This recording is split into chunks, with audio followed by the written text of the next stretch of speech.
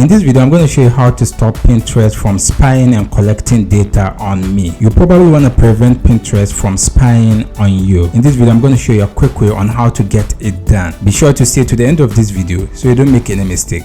On your Pinterest homepage, navigate to the bottom right corner where you see your profile menu and tap on it. On this interface, continue to tap on these three dots on the top right corner. A pop-up menu will appear. Proceed to tap on settings. This will land on an interface like this with a bunch of menus. Continue to tap on privacy and data. In order to prevent Pinterest from spying and collecting your private data, all you have to do is proceed to toggle all this off. So I'll then proceed to toggle this off, then do it to this one again and that one. Then you can scroll down and make sure you toggle all this off, and that's it. After you successfully toggle all this off, Pinterest will no longer be able to spy and collect your private data. If you have any question, you can leave it in the comment section. I'll do my best to attend to you. If you enjoyed this video, consider check out our next video. See you in the next video.